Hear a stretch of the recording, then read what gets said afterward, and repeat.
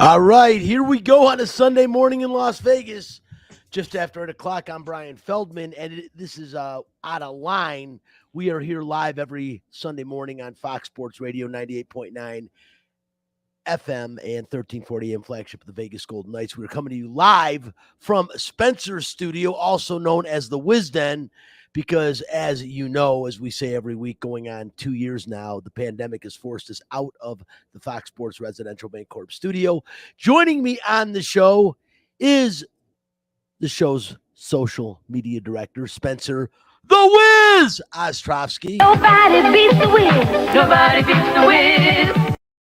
Yeah, that's right. The Wiz not only has his own studio, but he has his own theme music as well. And social distancing back in the Fox Sports Residential Bancorp Studios, producer Chris Magnum Chapman, who aside from producing a number of shows at Lotus Broadcasting, is the locker room reporter for the Vegas Golden Knights radio network. The show is also streaming on the LV Sports Network, and you can watch the show on Facebook and Twitter.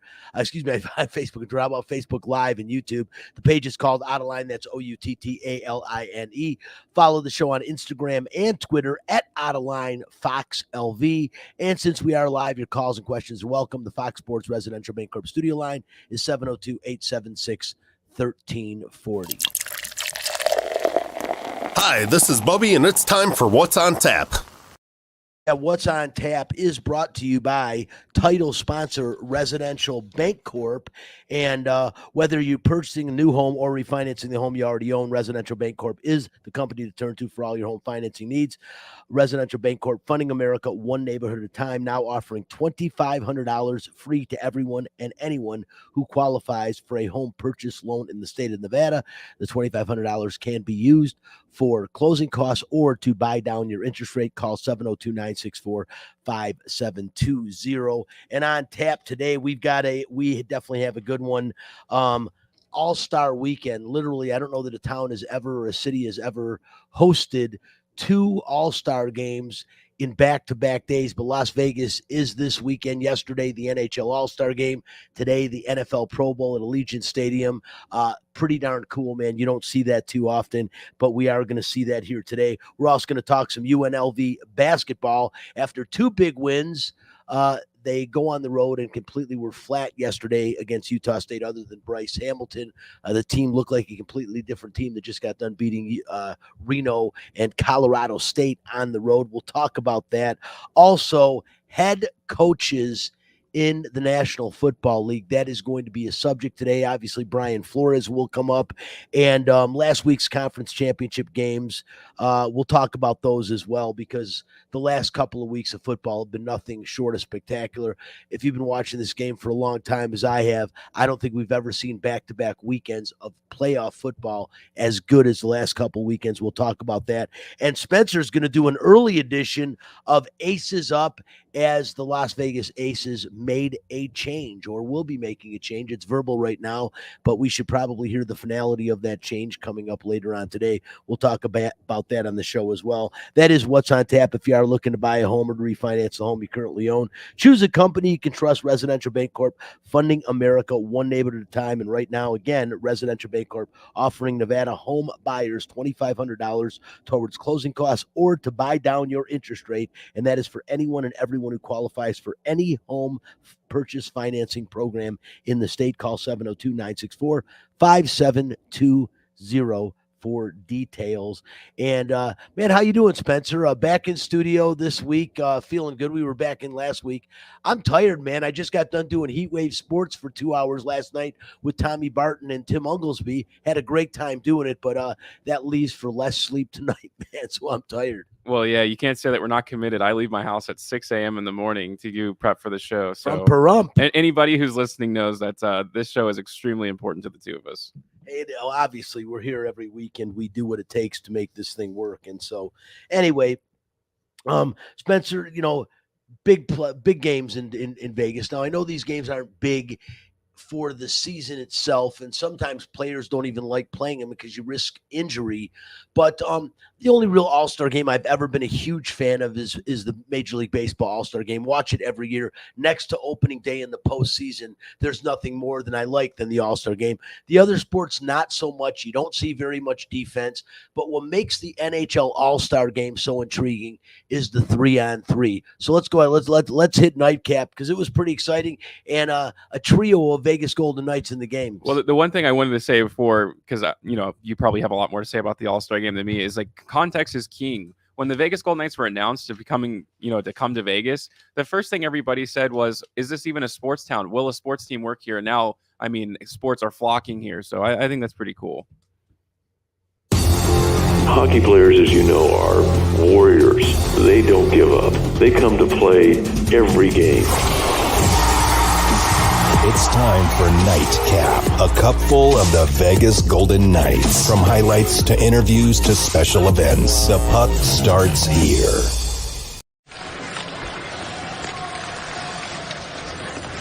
Drysdale out in front, a one-timer just underneath the crossbar by Jonathan Marchessault. Jonathan Marchessault, Cabo San Lucas on Friday, and back at T-Mobile Arena, one phone call on Saturday, scoring a goal and getting assist in his first ever All-Star game. So cool for a guy that wasn't drafted, spent a lot of years just trying to make it to the NHL, and has not only made a name for himself with the Vegas Golden Knights and one of the originals and one of the misfits, but the guy leads the team all time in scoring.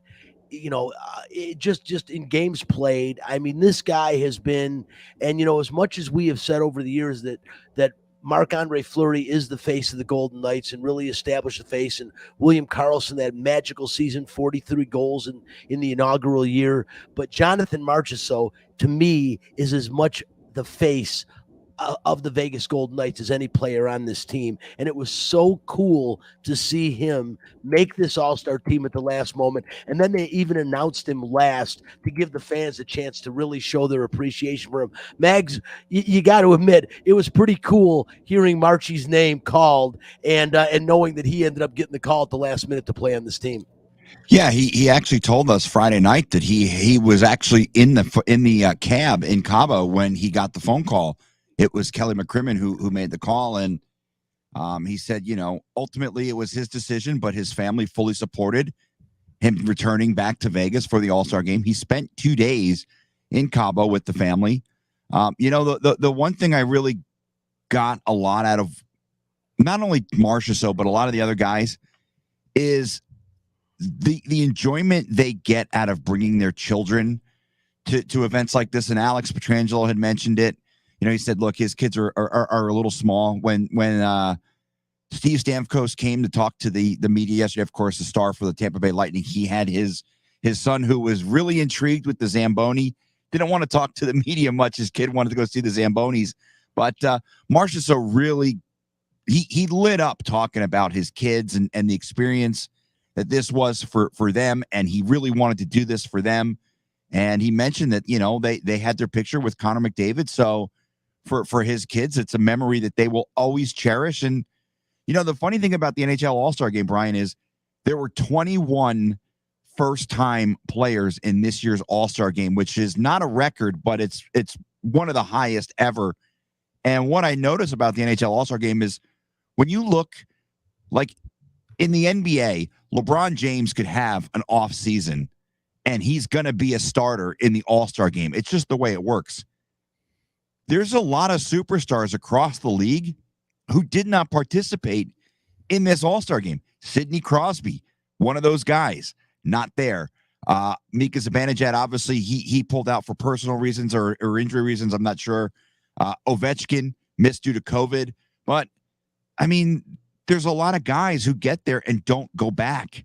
So for a guy like Jonathan Marchessault, as you mentioned, he spent a ton of time in the AHL. I know he bounced around to a couple teams. He was in the Tampa Bay Lightning organization. He was with the Florida Panthers for a while, comes to Vegas, found a home here.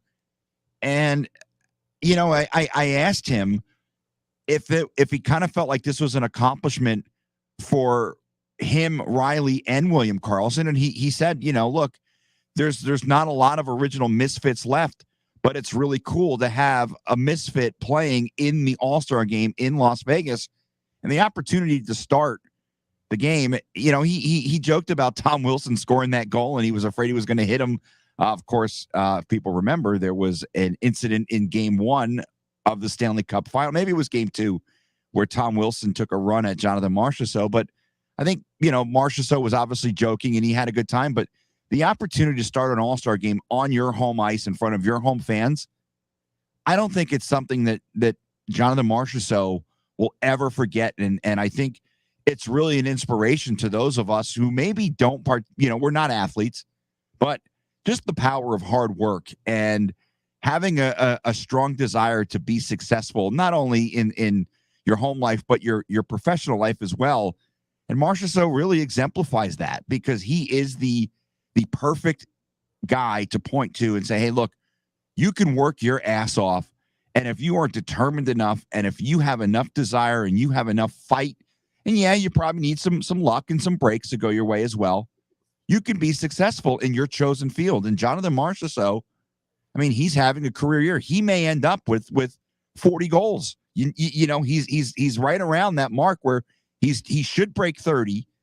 So he's probably going to end up between 30 and 40 goals, which is pretty amazing considering the road and the path that Jonathan Marchessault has taken to get here.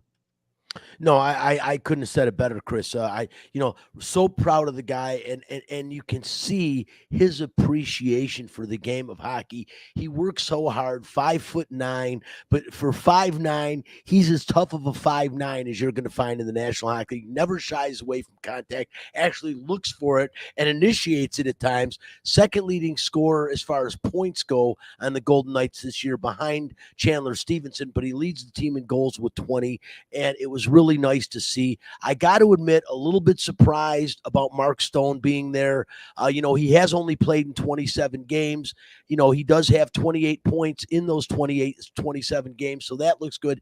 8 goals in the season. Mark Stone, a name in the National Hockey League. It was nice to see him there. It was nice at the end of the game to see that they put all 3 Golden Knights on the ice at the same time. It was nice to see them, 2 of them get goals. Mark Stone got one as well, and of course, Marchessault with the goal and an assist, and Alex Pietrangelo, deserves to be there. His 3rd All-Star game, and one of the best two-way defensemen in the National Hockey League. So it was really good to see there. But a lot of fun. What a great environment. What a great experience for all of us that went and saw it. And as I was saying earlier, Chris, I love the baseball All-Star game, because they used to be incentivized. They finally took it away for where the winning team hosts the World Series. They're still incentivized a bit monetarily, but in baseball, everyone shows their wear. They're only out there for a few innings. The pitchers try. Defensively, guys die for fly balls like they would in regular games. And typically in the other All-Star games, you're not going to see people making that kind of an effort. Nobody wants to get hurt and end their season or maybe their career at an All-Star game. So, once a long time ago, Pete Rose pretty much ended Ray Fosse's career in an All-Star game, and nobody wants to ever see that happen.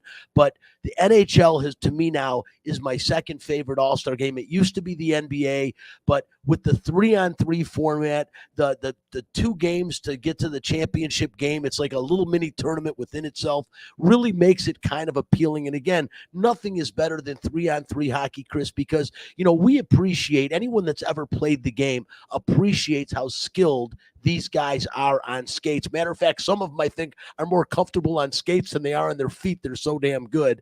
But you really get to see the talent and the skill level of these guys in 3-on-3 hockey. And you also get to see the goaltenders, get put up against it on a regular basis. And boy, did we see some good saves as well. It just really was entertaining. But that 3-on-3 format, man, I love it in overtime, and I love it in the All-Star game. Yeah, it's really cool. I mean, obviously, not a whole lot of defense being played in the 3-on-3 All-Star game. No penalties called either, which I don't think is a shock. But it's a lot of fun, and I think what I noticed is that the tempo got turned up as the game went on. I think there's maybe a disadvantage to playing that first game, because even though you're going to get a longer break going into the second game, I think you kind of have to feel the other team out a little bit, and you're going to play with guys you're not used to playing with. Obviously that was a little bit not the case on the first shift for the Pacific Division yesterday, but Pete DeBoer was in real jovial spirits yesterday after the game. But yeah, I've always been partial to the Major League Baseball All-Star Game because I think growing up as a kid, I mean, you and I are both of the age where baseball was still the king of sports, and the NFL was still not at that. It wasn't obviously at the level it is today. The NBA was still. I mean, when I was little, like I don't remember being little, but I know they used to show the NBA finals on tape delay. So I mean, I was alive for that, and to see the juggernaut that the NFL and the NBA have turned into. But at the time when I was growing up, it was all about the Major League Baseball All-Star Game. It was in the summer. It was perfect for kids. You could stay up late, especially, you and I being an East Coast time, we were able to stay up until later than normal watching the game with our dads. And, we'd go out in the yard and we'd pretend to be the whoever was the star of that day. Me, I was always Lenny Dykstra, despite the fact that he turned out to be not such a great human being. When you're a kid and he's playing for the Mets, you don't know that, but it's just special. And I think we've got the Pro Bowl here, and I don't really feel like the Pro Bowl has ever really had the luster of some of the other sports. And I can tell you, I don't understand, and maybe the NFL just doesn't care, but when you look at what the NHL did this week with the All-Star Game, they had the fanfare, they had the skills competition Friday night. The NFL doesn't bring any of that. There's no fanfare for the NFL, and maybe they save it up for next week with the Super Bowl. But with the Super Bowl being in Los Angeles, you would think that the NFL would have had some kind of traveling road show in Vegas to promote the Pro Bowl. I mean, the other thing is, tickets for the NHL All-Star Game were actually more expensive than tickets for the Pro Bowl. Nobody wants to go to the Pro Bowl, and it's not that I'm not going. I would go, but it wasn't something that jumped out and said, "Oh my God, I have to go to the Pro Bowl."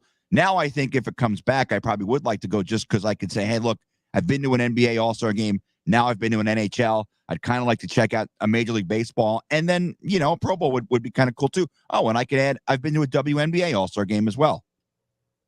Here in Vegas, we just saw that last year. I guess I can add that too. I didn't think about it. I saw, I think it was in 2005, the All-Star Game at Comerica Park. I flew home for that, and that was really, really, really cool. The one before that in Detroit was in 1970. I think it was 71 at Tiger Stadium. And Reggie Jackson still, what is still the longest home run in All-Star Game history, was hitting that game. Matter of fact, I think 4 or 5 Hall of Famers hit a home run in that game. I was extremely young and didn't go to the game, but those are incredible. And what I think we like about the Major League Baseball All-Star Game, on top of the fact that everyone really tries, it's cool to see everyone wears their own uniform. During the skills competition, or I should say the home run derby, they wear a National or American League jersey. But during the game itself, they wear their own jerseys, and I love that. In football, even though it's my least favorite game, I still like that they all wear their own helmets. And I felt in hockey, you're only representing your team on one of your sleeves of your sweater. I would have preferred everyone in the NHL to wear their own helmets. You're not going to miss people by wearing their own helmets. And I wish they would have let them, since helmets are now required and have been for a while in the National Hockey League. That would make it a little bit more cool, but I still really like that as well. Just a good feel, as you said, Chris. But yeah, the NFL All-Star Game, what makes it so unappealing is all the rules. I mean, defensive players might as well not even play in the game. They might as well just stand still and maybe have them cover the receivers or something, which is basically what happens. Nobody wants to get hurt, and football is the one game you can see that the most in the Pro Bowl. But it is still cool. Vegas, who would have thought 10 years ago, not only would Vegas have 2 professional teams and be eyeing a third in another league, but hosting both all-star games basically at the same time on the same weekend. I just think it was really cool. Real quick, moving on with the Vegas Golden Knights, Chris, they accomplished what they needed to. They finished the first half of the season in first with 57 points, a record of 27-16-3. They're 2 points ahead of the LA Kings and the Anaheim Ducks. In the Eastern Conference, they would be the 8th seed. I know you said they can't help the conference that they're in or who they play, but they can help their record. I mean, you got to beat who you play. And like I said, it is scary to think that they would be the 8th seed in the Eastern Conference. And again, the Pacific Conference All-Stars bowed out in the first round, which I think most people expected. But here we go. We're getting ready for the second half of the season. At some point, Jack Eichel will return. This team, hopefully will all be healthy, out of protocols at the right time, heading towards the playoff. But realistically, Chris, what you saw in the first half of the season, is it enough to make you think the Golden Knights are a serious contender for the Stanley Cup this year? Well, it's definitely not an original thought on my part when I say it, but for this team, the regular season doesn't matter. What matters is getting into the playoffs fully healthy. They're going to make the playoffs. I mean, barring something catastrophic, they're not going to finish behind 2 other teams or 3 other teams in the division and miss out. That's not going to happen. These guys will work in the second half to get everything in order for that run, because with the moves that this team has made, trading away some fan favorites, acquiring new fan favorites, re-signing guys like Braden McNabb, which, by the way, I will take a victory lap on that one, because I did say that the team would find a way to re-sign Braden McNabb because he's way too valuable to this organization to let walk away in free agency. So we could probably cross his name off the list of guys who will potentially be moved at the trade deadline. I think there's another defenseman who could be on the way out. I'm not going to say who, but I will say this. What matters now is getting into the playoffs healthy, getting the right combination of players together, because honestly, I have no idea what this lineup is going to look like with Jack Eichel in the mix. Is Chandler Stevenson going to get bumped down to the third line and you move Nick Waugh to the fourth line? I don't know if you want Nick Waugh playing on the fourth line, because he's been way too valuable and way too good for this team. Do you break up the misfit line? Is that something that could happen?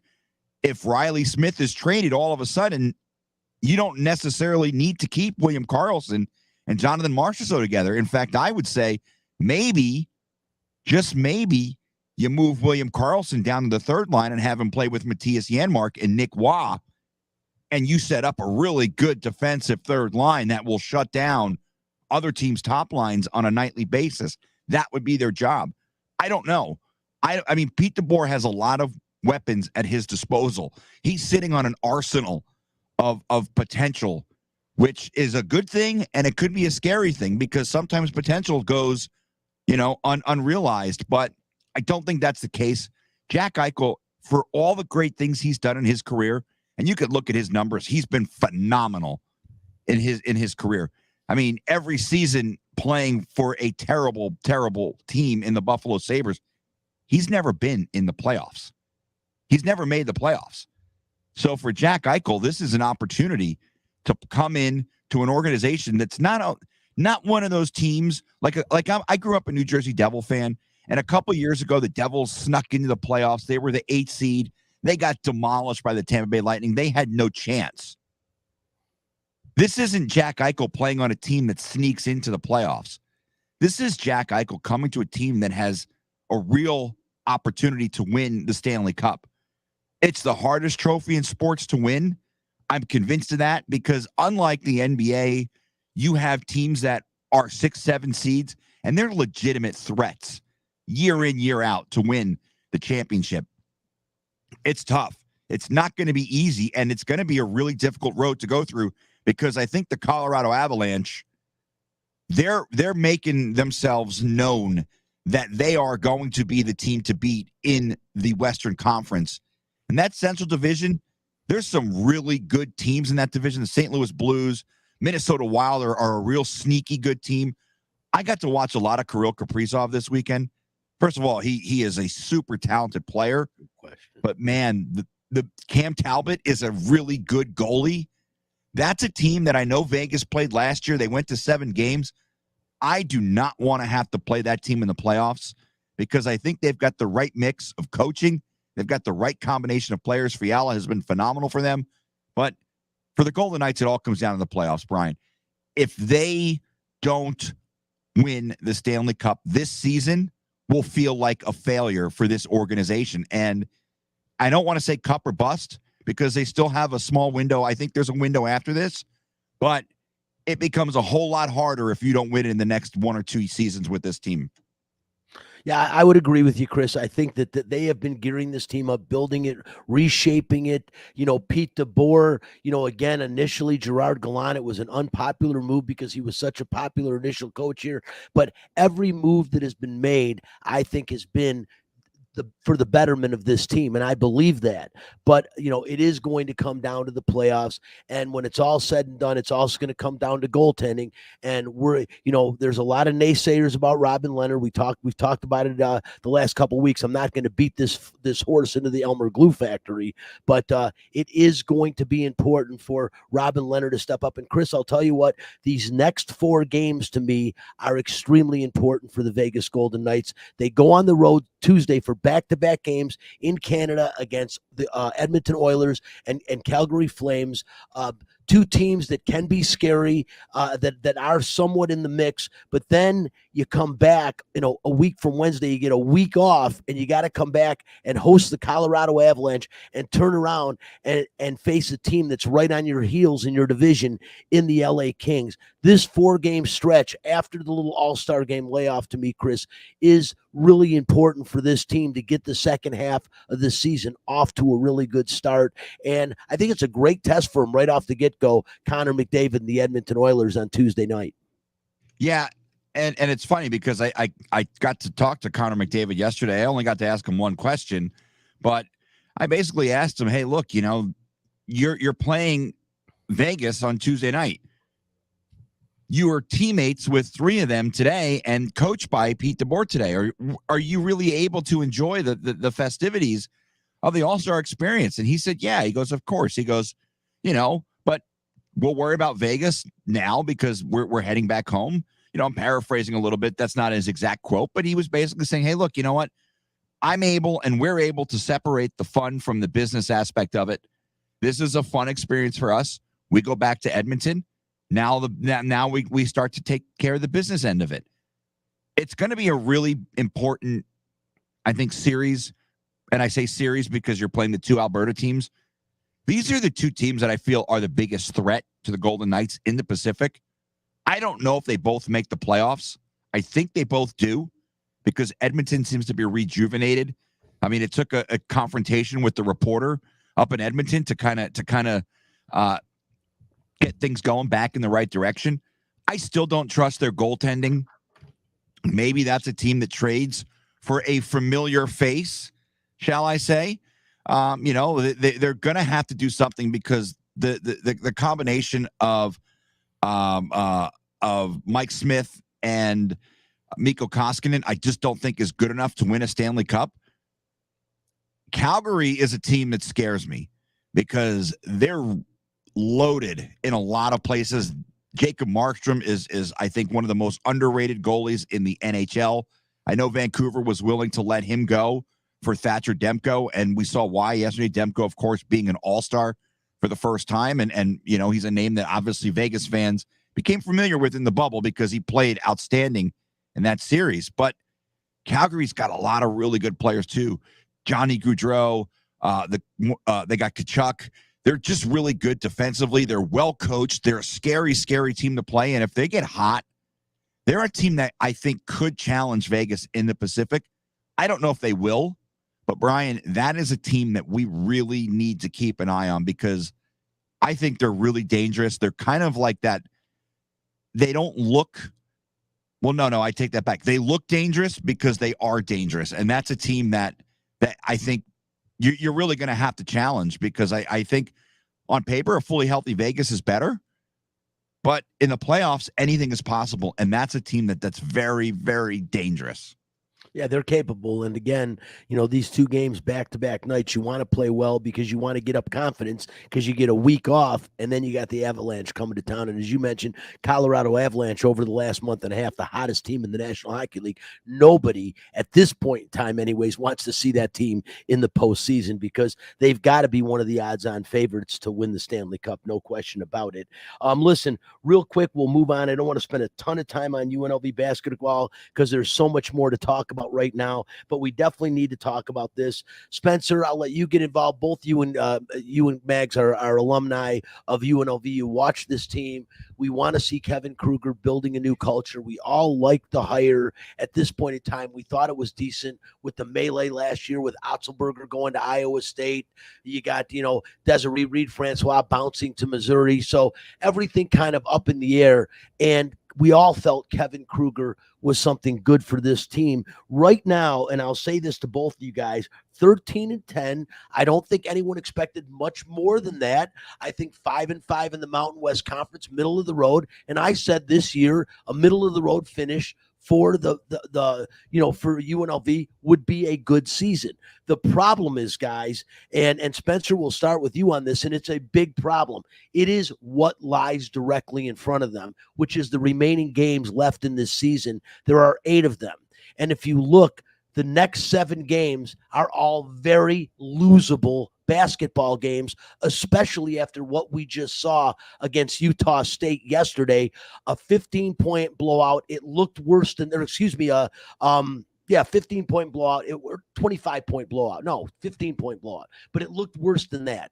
20 point, anyways, 90-75. Let me do my math. But the point is, it looked worse. And really surprising considering this team went into Colorado State a week ago Friday and beat Colorado State without looking back. Again, Bryce Hamilton having a career game that game. But then they come home, they host the rival Nevada Reno. They also beat them by double digits. So you expected Utah State, who is not the same Utah State, the team that we've seen the last couple of years. I mean, Mike Smith does a great job up there, but UNLV goes there and just gets blown out in spite of the fact Bryce Hamilton has 33 points.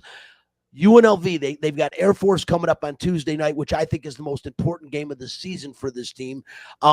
They're very hard to beat this team, but they did lose one, so you think that's a winnable game at home. But then they go to Boise, Fresno. Colorado State's probably not getting swept by them coming into the Thomas and Mack.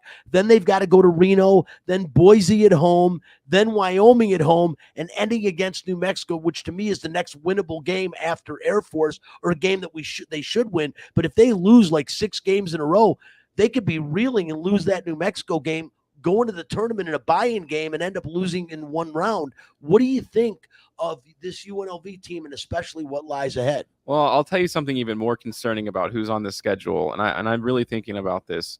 People still don't care about the UNLV basketball program. We can pack the T-Mobile Arena for an all-star game. We can pack any stadium, but it seems like we can't get people to go to UNLV games, which is really sad because this is a decent basketball team. And as an alumni, at least I can tell you, like, the most personal thing I've ever gotten is a text message to go to the basketball games. That's their top line of getting people excited, just to, like, basically a beg to say, come down and come watch the game. I have a feeling if this team was ranked, we still wouldn't pack the MAC. So they have a lot of issues. So it's not just it's not the vaccination thing that's keeping people out of the MAC? I can't imagine. I mean, I'm teasing. Their Spencer. marketing strategies are actually very sad to me. I don't appreciate them as an alumni. I wish people cared about it, because that can build a program when kids, because UNLV could easily be on TV. If this was a good team, we'd want to, because any time from the 80s, like a team that's popular, think about like the Raiders, like, and all these other teams, and the Cowboys haven't won since the 80s. People still love those teams. So they look back at those times, and Las Vegas is no different when it comes to the Runnin' Rebels. They could have used this season to really start building that. And every single coach that comes into the UNLV program, the first thing they say, win a pack the MAC. I mean, obviously, no one's been able to do that. No one's been able to even improve the situation in the past, like, 15 years. I mean, yeah, obviously you want to look ahead to the schedule, but for me, that's the biggest issue with this team right now, outside of talent and anything else. No, we've all said it. Chris is going to echo your sentiments that, it's college basketball. I understand that UNLV, a lot of people, the biggest complaint talking to Caleb Herring is it isn't like your typical college environment because of the way the campus is. It just doesn't feel like a college environment. But the Thomas and Mack to me is still one of the most beautiful facilities in the country. And Chris, the biggest issue to me is this team. It's not about the past culture. The 90 and 91 UNLV team almost seems like a myth, like a dream now. I mean, if it wasn't for the statue of Tark outside of the Thomas and Mack with the towel in his mouth, it's almost like it didn't exist anymore. People say we need to reestablish and build the culture, rebuild the culture. I think they just need to build the culture. I don't even think there is one anymore. And but Chris, I'll ask you real quickly, 60 seconds. What is the floor and what is the ceiling of this UNLV team, in your opinion? Well, Brian, I think unfortunately they're bang average. This team goes as Bryce Hamilton goes. He's obviously their best player. The problem is on nights like yesterday, they don't have a second option. I mean, you look at the box score and you look at the guys who've played for them. I understand Donovan Williams missed the game. He's missed quite a few lately, but Jordan McCabe was second on the team with 13 points. And then you had Justin Webster with 10. After that, you really got nothing. I mean, I think, unfortunately, Royce Ham, I'm going to say, has kind of been a big disappointment. He had that dominant first game against Gardner-Webb, and you're like, hey, you know what? They have a presence in the paint. They've got a guy who's going to get double-doubles every night. That's not the case. And look, I understand it's a lot to ask of a kid coming in first year, a bunch of transfers, but I think he kind of set the bar really high in that first game. And I think, unfortunately, he hasn't really followed him up too many times since. I am going to push back a little bit on something Spencer said, because UNLV, new athletic director, this is a guy who's been around the program for a while. He's trying. There were more students at that Reno game than there were fans in attendance at that game. They're doing a promotion with Nike where they're giving away customized shoes to some fans. They gave away free Raising Canes to all the students before that game. Hey, look, I was a broke college student once. You mean to tell me I get a free ticket to a game and I get fed for free? And look, and I'm a big Raising Canes fan. My son had it for dinner last night, and of course, I'm stealing some of his fries. So it's going to take time, but the ultimate, I'm going to say, thing that gives you the juice, people need wins. People may show up for free Raising Canes against Reno because it's Reno and we hate that school, and that's understandable. But will they show up to a 13-10 team against Fresno? Probably not. You're going to need to inject a little more life into that. The ultimate is wins and losses. And if Kevin Kruger hovers around 500, I don't care what kind of promotions you do to get fans in the building, people aren't going to show up. It's just a fact of life. The Golden Knights are going to go through it at some point where they hit that wall and they're more like the Ottawa Senators, hopefully not. Maybe more like the New Jersey Devils or a middle-of-the-road team where fans are showing up for the good teams, but they're not showing up when you're playing the bad teams. Apathy is a terrible, terrible thing. And the best way to erase apathy is to win. Cannot argue with that. The bottom line is winning definitely gets interest. It creates interest, and that's something UNLV has not been able to do on any kind of a consistent basis for a long, long time now. Probably since our current coach's father was the coach of UNLV was the last time it was exciting, and this team made some noise in the NCAA tournament and got a Sweet 16 appearance. I think that's what people need to re-excite everybody, and I don't know when that's coming, but Kevin Kruger will get a pass this year. He has to, and we'll see what he does with the players that he builds and recruits in the future. It'll be interesting to see. I'm pulling for him. I'm pulling for this team to develop their own culture and UNLV to be a place where people want to come and play basketball again. But a lot has to happen between now and when that time comes. Fact this. If you don't like the facts, take your ass back to bed. Fact this. It is a fact in the aftermath after the 2021 NFL season concluded, there were 9 head coaching vacancies. As of this morning, there are 4 remaining. And among the 28 teams with coaches in place, there is now only 1 black head coach in the National Football League, and that's Mike Tomlin of the Pittsburgh Steelers. This is a problem.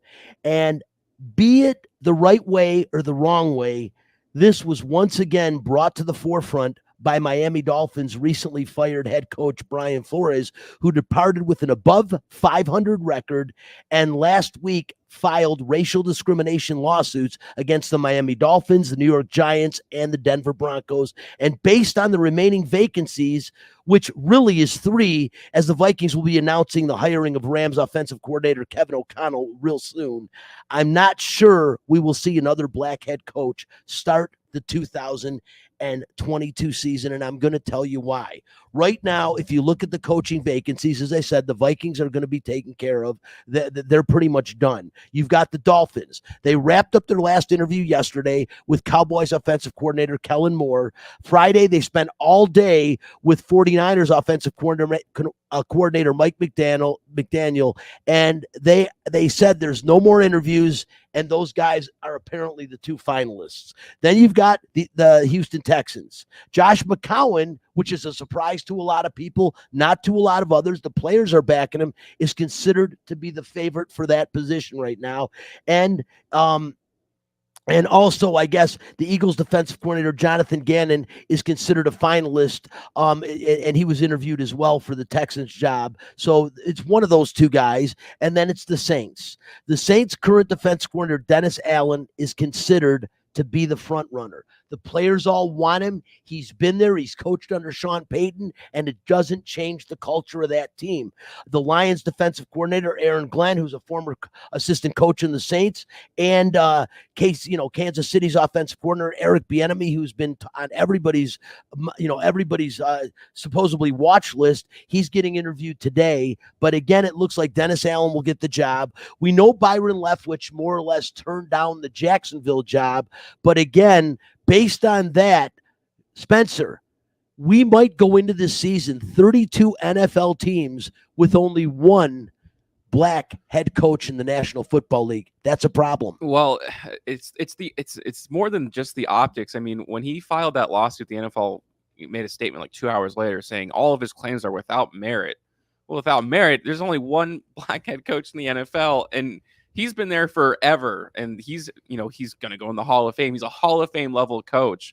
So when you see these guys and, the Bill Belichick text he had with Brian Flores, between the 2 of them, basically said, it's a joke that they just had to interview him because that was a part of the process. So obviously, you can know that there's something going on some level. Now, whether or not they can prove that in a court of law is a completely different story. But, just for the context of it, me and you looking at it, that's considering how many players on the NFL are African-American, there's apparently there's no way for them to be able to make that transition to the head coaching job. It just doesn't make sense to me.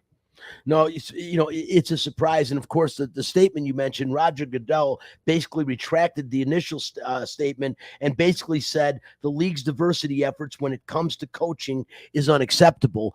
And, Brian Flores' attorneys came out and said basically that's a marketing ploy for the NFL. Nobody liked it. Nobody believed it, especially because it comes on the heels of them saying that it basically that it wasn't a problem. It is a problem. It's clearly a problem. The question is, Chris, your opinion. Did Brian Flores martyr himself for the greater good? Because, I think Colin Kaepernick and Brian Flores are 2 completely different stories. But in the same respect, Colin Kaepernick martyred himself. And did we just see Brian Flores do that? Because in my opinion, I think this will hurt his chances of becoming a head coach in the National Football League. Now, one of the things we heard from Miami, and it's clear, the players, the organization, he was a tough guy to get along with. He was one game over 500 in his tenure, Chris. But, you have to take that into consideration. If the players and the, upper management are having trouble getting along with the guy, even though he's a little bit successful, that may be part of the reason to get rid of him as well. But the main thing is, this, to me, yes, it brought to the forefront something that needs to be addressed, needs to be taken seriously. And I'm not saying that here to be politically correct. I feel that in my heart and in my gut and in my soul. But in the same respect, when somebody does this, it creates media hoopla, media attention. Good or bad, typically teams don't want that. Like you said about UNLV basketball, they want wins. When you have a media circus around you for whatever reason, that is a distraction. Distraction usually does not amount to wins. What do you think, Chris? Did he martyr himself? Well, I don't know if that was his intent, but it certainly, generally when you become a martyr, there's some good that comes out of it, at least, depending on which perspective you're looking at it from. But I will say this. You mentioned he was one game over 500. The last two seasons, he was 19 and 14. So 5 games over 500 the last two seasons. There was marked improvement with this team. And what he's doing it with is the fact that he did not have a quarterback. He was forced to take Tua and play Tua, who, if you ask me, is not going to be a good NFL quarterback. He's not Justin Herbert. He's definitely not Joe Burrow. So he's already way behind the 8 ball because he probably got the 3rd or 4th best quarterback in that draft. Then you have the aspect of him saying that Stephen Ross, the owner, offered to pay him money to lose games on purpose.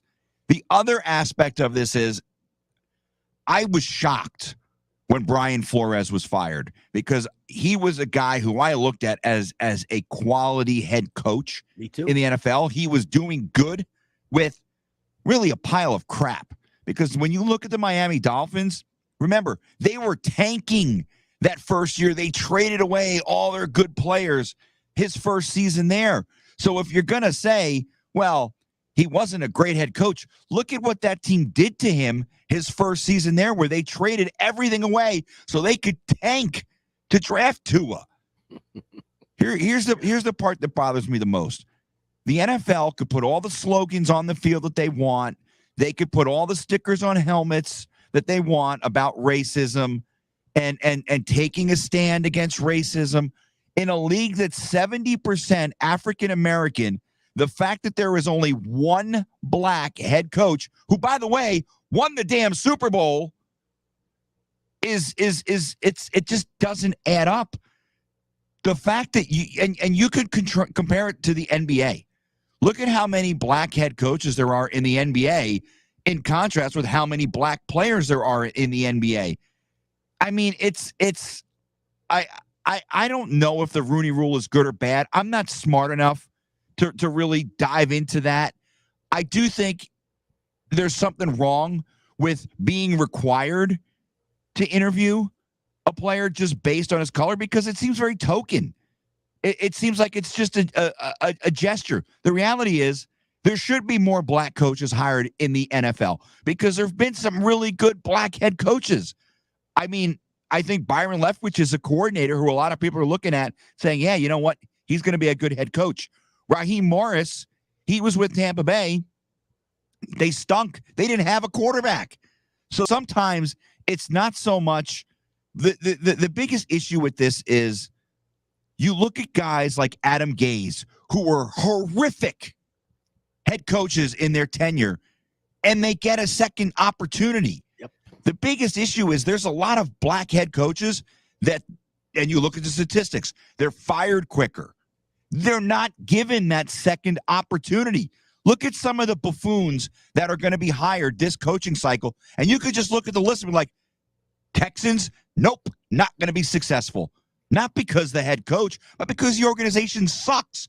The Miami Dolphins are an organization that sucks. I'm sorry. The days of Don Shula and Dan Marino are long gone. Yep. They're not walking through the door. The ownership is terrible. They play in a horrific stadium. They have no fan support. And they fired the only good aspect about that team to go out and hire a bum. I'm sorry. You should not have fired Brian Flores to hire a bum. Because you know what? At the end of the day, the Dolphins are going to be the same exact team 3 years from now that they are today. And maybe with Brian Flores, you would have had a chance to be a little bit better. But it's crap. It's crap. Let's stop with this. These stickers on helmets.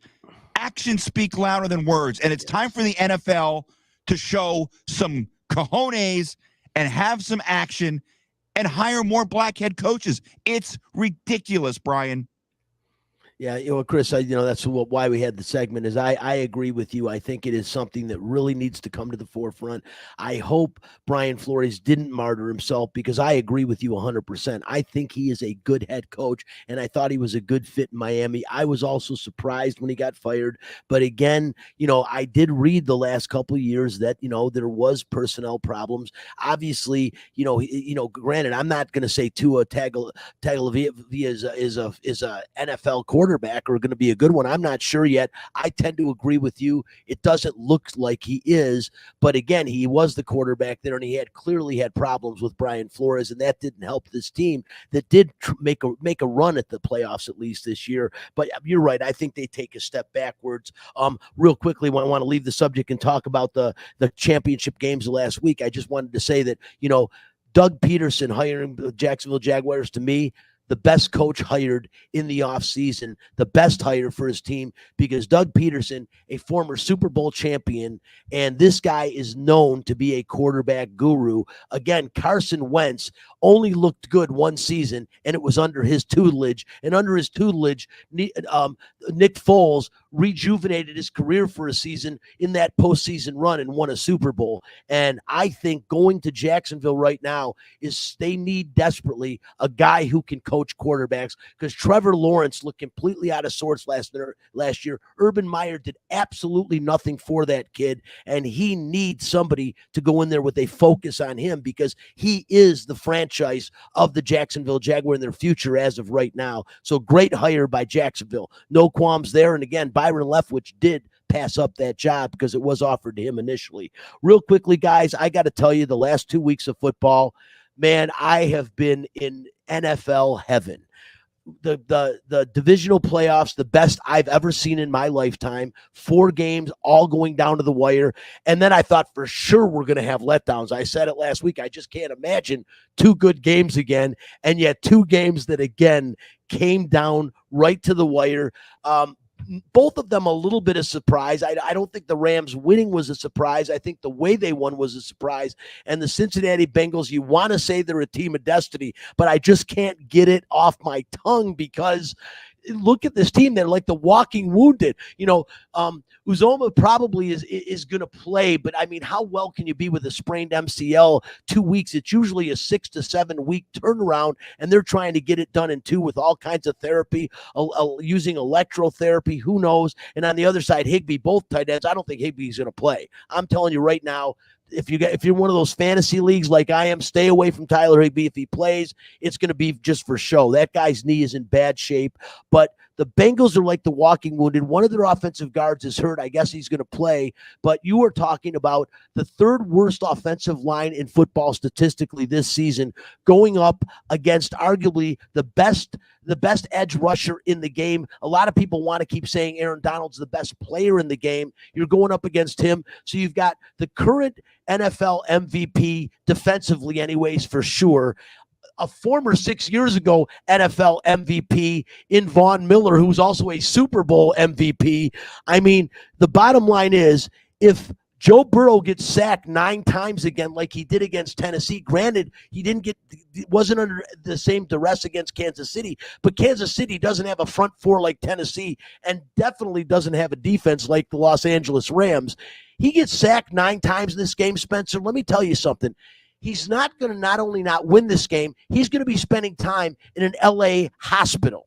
Well, he's not going to be. I know you had your concerns this playoffs, but he won't be playing opposite of Ryan Tannehill. And so when you take 9 sacks, a lot of that got making up from 3 interceptions to Ryan Tannehill. Like Matthew Stafford, for whatever he is, he's not going to play that bad in the Super Bowl. At least I don't think so. The games are won in the trenches, and defense wins championships. And when you look at both those elements, if they both ring true, Chris, I'll let you finish with this one. But if the games are won and lost in the trenches, defense wins championships, it's LA Rams all day long, right? You would think, but I've been riding the Bengals all postseason. I'm not going to stop that now. They look like they might be a team of destiny. It sounds crazy. 2 years ago, they were the worst team in the NFL. Here they are, 1 win from winning a championship. It's all because of one guy, Joe Burrow. Look, I'm not gonna say that the Rams are gonna win this game. I think Cincinnati somehow will find a way. Everything seems to be aligning for them, man. It does, and I think the Rams and 4.5 points are enough, in my opinion. I think defense is really going to stand up, and a lot of duress on Joe Burrow. I mean, the bottom line is Joe Mixon's going to have to run the football for this team to win. We're out of time. Last thing, Spencer didn't get to do aces up, but Liz Campage is verbally committed to play next season with the LA Sparks. 4-time WNBA All-Star. I'm saying she will be missed. A lot of people are happy to see her go, You but like I think yelling she at will be technology? missed. Listen anytime on your smart speaker. Just tell it to put on Fox